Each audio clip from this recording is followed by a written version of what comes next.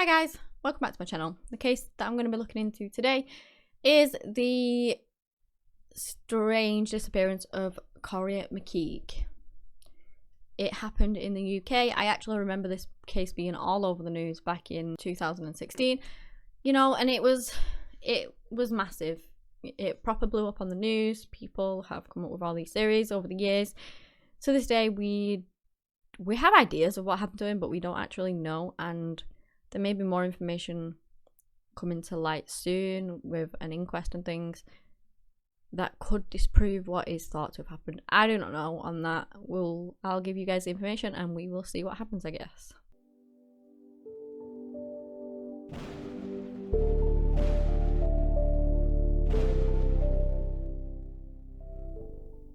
Corrie was born on the 16th of September in 1993. To parents Nicola and Martin. He was brought up in Scotland with his two brothers, Darach and Makian.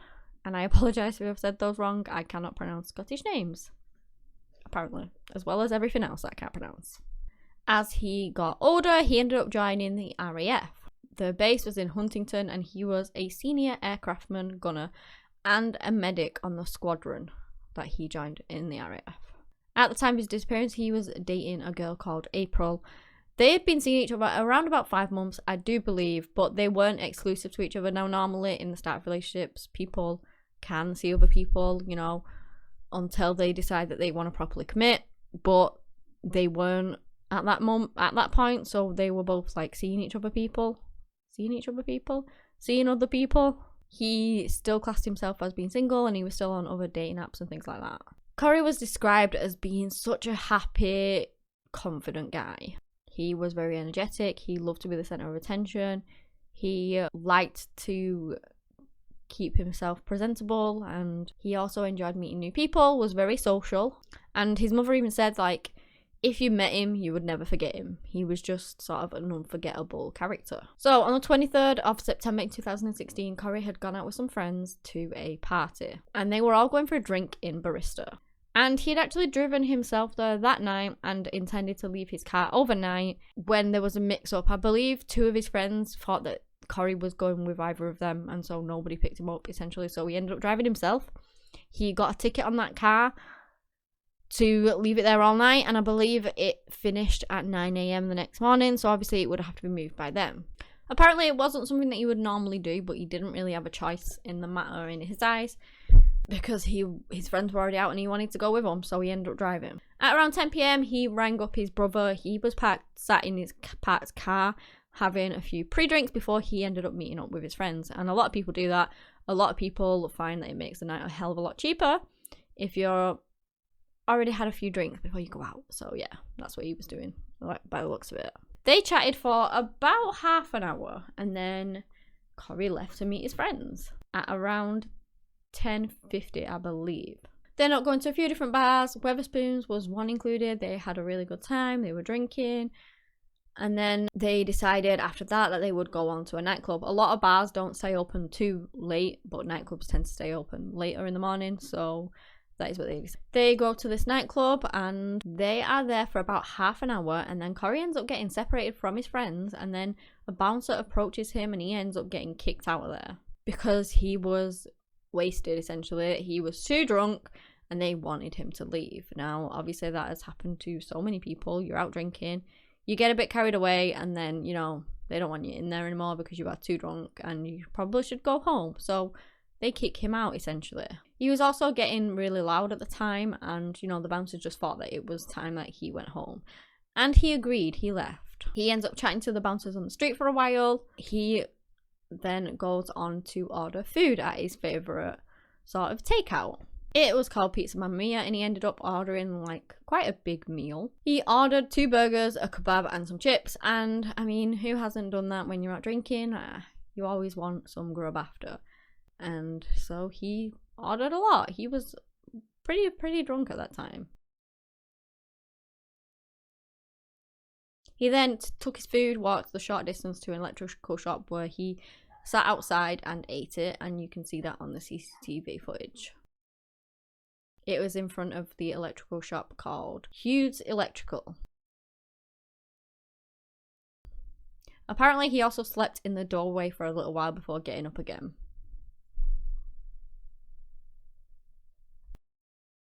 The last known sighting of Corrie McKeague was on CCTV, which is playing now, at 3:25 a.m. on Brent Gravel Street, walking into an area called the Horseshoe.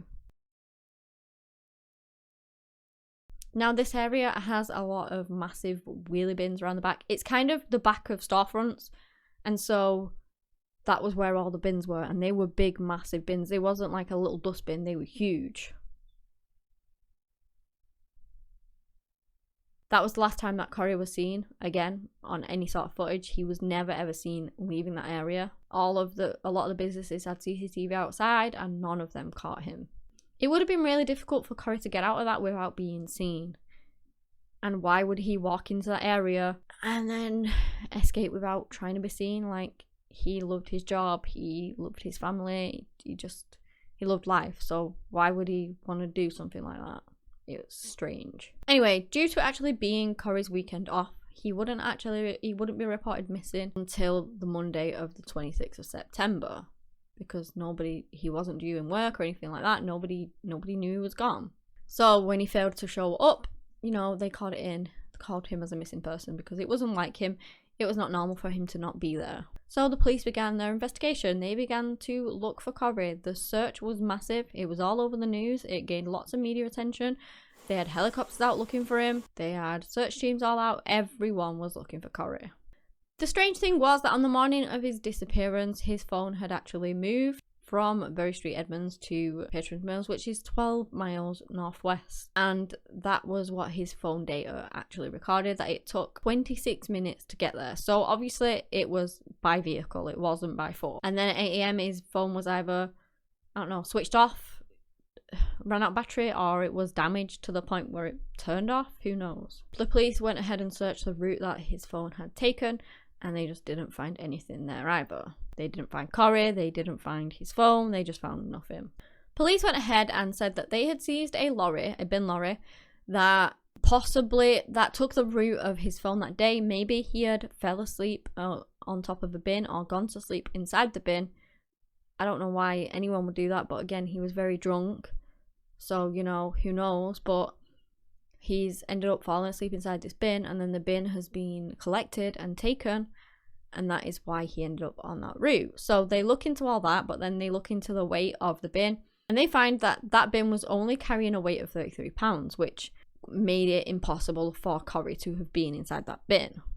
He weighed about 200 pounds, and so, it was impossible that he was in there at that time, at least in that bin.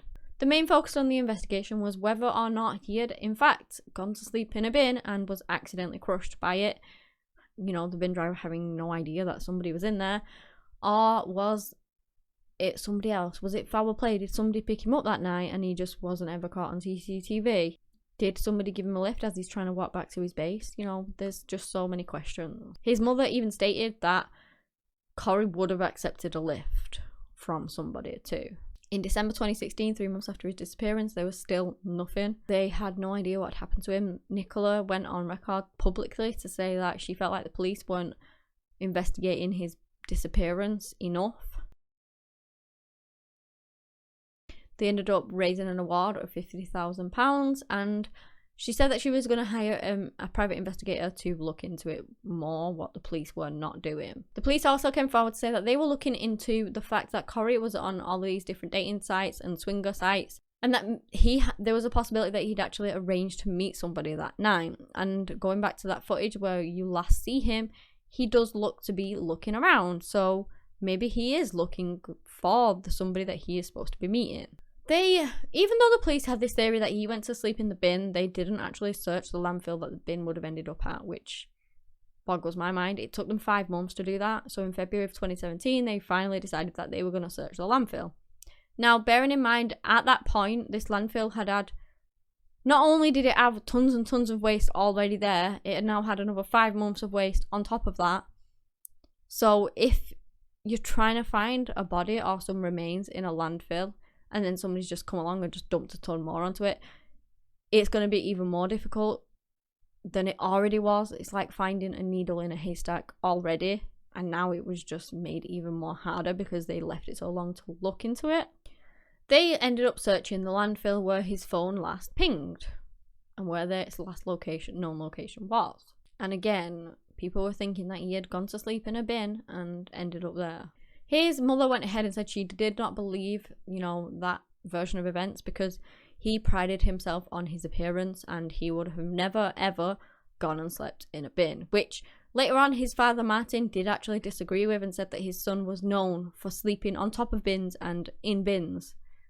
So you've got like two sides of one story there, and who knows which is actually the correct one. I believe that Corrie did take pride in his appearance, but why would his father say that he often slept in bins if he didn't? It just wouldn't make sense to me. I mean, sleeping in bins anyway doesn't make sense to me. Like, they're disgusting. Why on earth would you ever want to do that? But potentially, I guess he did. I don't know. His mother also said that he could have actually gone to his car and slept in that rather than sleeping in a bin because his car wasn't too far away from that area. So that also doesn't really make much sense. Why would you sleep in a disgusting, dirty bin when your car's literally around the corner? Doesn't make sense to me. The search of the landfill was planned to cover 1,100 square yards of the landfill at a depth of 25 feet. They put an estimation of that to take 10 weeks. In May of 2017, it was revealed that it had cost the police over £1 million, this search, and that it was actually going to take longer than they had first planned for. And I mean, it's massive, the landfill. They have to literally go over every single thing. If his body was in there and it was crushed, it's not going to be like an entire human-sized body, is it? It's going to be pieces. And so, obviously, he is decomposing in all that time, so it's very, very hard to find anything like that there. On the 5th of June in 2017, it was announced that the police had actually started to uncover things that they believed was from around the time that Corrie may have been in that bin. And so, maybe soon they would find something like his remains or something like that. And then on the 21st of July, which was 20 weeks of searching this landfill, the police announced that they had concluded their search on it. They hadn't found anything, even though they found those items that could have been from that day or around that time, they didn't find anything to do with Corrie at all. They also searched through incinerating material too, but had no success there either. In October, police announced that they would go ahead and search another landfill site. A specialist police unit that were looking into Corrie's case supported the fact that he had climbed into a bin in the Horseshoe area and then ended up in a Milton landfill site, which was not the one they were originally searching. So after spending all that time and all that money searching that landfill, it potentially wasn't even the correct one in the first place. In March of 2018, police announced that they were closing the investigation and there were no realistic lines of inquiry left. This was around about the time that his father Martin released a statement that his son was known by him for sleeping in bins. He said that his son's remains was probably in the Suffolk waste system and that they had probably no means of ever retrieving them. In October 2018, police also put forward a statement that they had looked into the weights of the bins from around that time, which were normally about 44 to 66 at the most pounds during the time of January 2016 to February 2017, which obviously included September 16 when he went missing. They found that only one bin weighed over 200 pounds, and then that was the bin that Corrie was in. But they also found that another bin weighed over 1,000 pounds, which they said was impossible, and so it was a glitch in the system. Whether this £200 one could have been a glitch in the system also, who knows? It might not be super reliable information as a result of that. But that bin weighed £256, and it was determined that as a result of all of this, that Corrie ended up climbing into that bin, probably going to sleep in it, and then it was taken away and crushed. And that his remains are somewhere in the landfill. Corrie's mother, however, does not believe that. She believes that he was never taken to that landfill, and that something else happened to him. April, who Corrie was actually dating, found out that she was actually pregnant with Corrie's child. And unfortunately, he never found out this information because obviously he went missing. On the 11th of June in 2017, she gave birth to a baby girl who she called Elliot Louise. She did also state that her and Corrie were never exclusive. As far as a paternity test or anything goes along that, I do not know, but it's thought that it is Corrie's daughter. So, the thing with this case, right, is that all these years later, we still do not know what happened to him. If his body is in that landfill, I doubt we will ever find it and ever fully know the truth. However, his mother came forward to say that the Biffa lorry driver who came up and picked up the bins in the horseshoe area that very morning claimed that he actually saw Corrie standing nearby when he collected the bins, meaning that he certainly could have not been inside those bins. Now, I do not know how accurate this person is, how factual it is, you know, but his mother really believes that this has totally discounted the police's theory that he is in a landfill, and that the driver did actually tell the police at the time that he had seen Corrie standing close by and not in the bin, but they just discounted it and just would prefer to believe that Corrie was actually in the bin rather than anything else. Again, this is just what she has said and what the driver has said. You know, it's not my speculation at all. I'm just trying to give you all the facts on this. This came out in 2020, that this article at least, and so I'm just trying to give you everything I can on it. His mother also insisted that, you know, this was backed by there not being no forensic evidence that Corrie was ever inside a bin. She also revealed that she had been told by a taxi driver about this claim that they had picked him up. I'm not going to get too much into all of that because it's all speculation at this moment in time. Apparently there are hearings to do with this, and some more information did come out in 2021. So I have read online that there's this 30-page document which outlines alternative theories on Corrie's disappearance. This has been apparently prepared by police, and it was heard in a pre-inquest hearing. It was apparently put together to show other possibilities that police had considered in his case. Apparently there's going to be a further pre-inquest hearing review. The date has yet to be set. I don't really understand what all of that means, if somebody could explain it. I don't know what a pre-inquest review is. Are they going to look over it all again? I don't know. But I've just found that information. Obviously, it is the most up-to-date thing that I can find online about Corrie's case, because before that, you know, nothing has been touched on it for years. So I thought I'd include it, even though I don't entirely understand what it's all about. So if you guys would like to enlighten me, then please do. But yeah, he vanished like six years ago now. Nobody knows what happened to him. His mother at least truly believes that some foul play occurred and that he never ended up in the bin. There's a lot of people that do believe he ended up in the bin and is in the landfill somewhere and probably will never be found. But it's so sad that he literally was out on a night out. He got, you know, asked to leave a bar for being too drunk, and then nobody ever saw him again. It's insane. I honestly hope that one day we do find out what happened to Corrie, although I feel like we never will. But I honestly, I hope I'm wrong. His family deserve to know what happened to him. You know, these 5-6 years have been absolute hell for them, and they just want to find out what happened to their son. So yeah, I hope that one day they may be granted that. But yeah, that is the end of the case. If you guys have enjoyed this video, give me a big thumbs up, subscribe to the channel for similar content. Anyway guys, that's all I have today on the case of Corrie McKeague. Thank you so much for watching, and until next time, bye.